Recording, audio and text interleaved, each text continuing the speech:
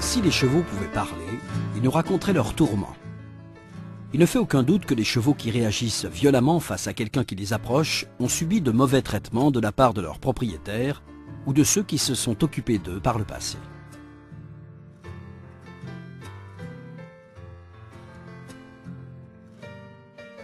Les codes du comportement animal montrent qu'un cheval réagira toujours face à ce qui lui fait peur, le blesse ou le gêne. On dit qu'un cheval tire au renard lorsque, à la tâche, il se met à s'arc-bouter en cherchant à rompre son licol ou sa longe.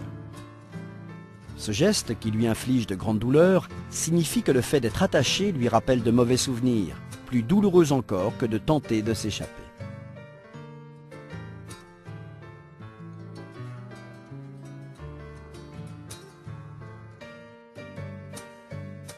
Il a sans doute été puni ou maltraité dans le passé, et ce traumatisme reste gravé dans sa mémoire. Il se souvient des gestes de celui qui l'a frappé, c'est pourquoi il tente de nouveau de s'échapper en essayant de rompre ce qui l'attache et qui l'oblige à rester ainsi exposé. Quand quelqu'un frappe un cheval, il le fait à l'aide d'un bâton, d'une cravache ou de son propre poing, et le geste est souvent brusque. Ce geste a valeur de traumatisme, c'est pourquoi les mouvements brusques des humains lui rappellent les coups qu'il a reçus. Par conséquent, il va tenter d'échapper à ce genre de situation.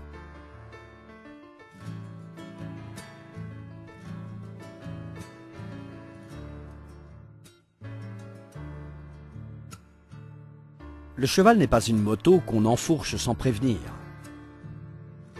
C'est un être vivant dont les sens sont constamment en éveil. Il regarde, écoute et sent ce qui se passe autour de lui. Il a la puissance nécessaire pour faire en sorte d'éviter ce qui pourrait le blesser. Ce comportement lui permet aussi de survivre face à ses prédateurs. Si après être passé par plusieurs situations traumatisantes, il parvient à rompre la corde et s'échapper, il retiendra que ce n'est pas difficile d'y parvenir.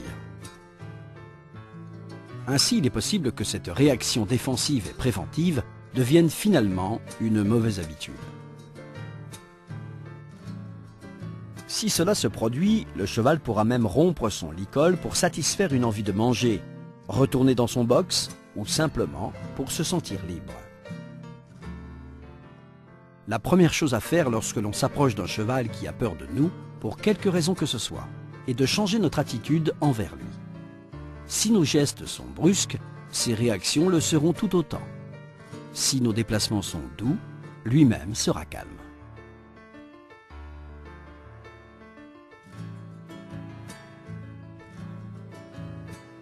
Il n'est pas nécessaire de bouger au ralenti, mais il faut au moins que son angoisse diminue et que nos gestes restent doux et naturels.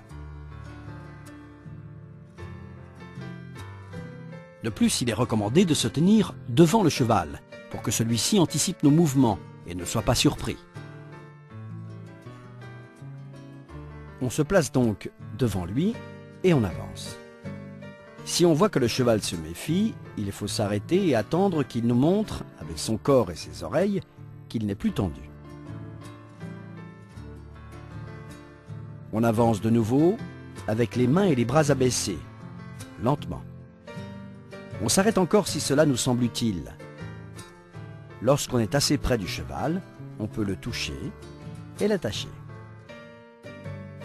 Souvenons-nous que les chevaux ne voient pas ce qui se passe sous leur tête. Il faut donc garder les mains dans cette zone. Il ne faut jamais lever la main devant lui, ni au-dessus du front.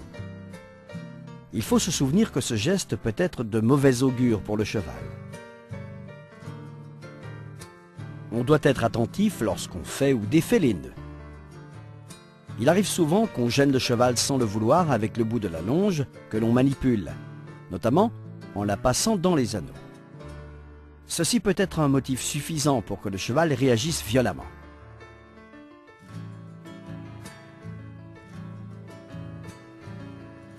Si l'on a tout fait pour réapprivoiser son cheval et pour qu'il cesse de rompre son licol, mais qu'il continue quand même à le faire, il ne faut pas perdre espoir.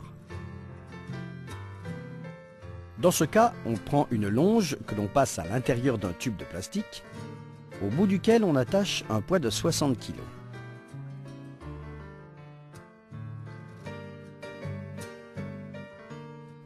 On laisse le cheval attaché à ce poids. S'il se met à tirer au renard, le poids résistera sans l'affoler comme une attache fixe. Chaque fois qu'il avancera, il se libérera de la pression et se sentira plus à l'aise. Assez rapidement, on peut observer que le cheval reste attaché sans tout briser, car il a appris qu'il vaut mieux céder plutôt que de tirer. Il est évident que ces mauvais souvenirs le hanteront toujours, mais nos efforts lui auront prouvé qu'il existe une alternative moins traumatisante et qu'il peut rester attaché en toute quiétude.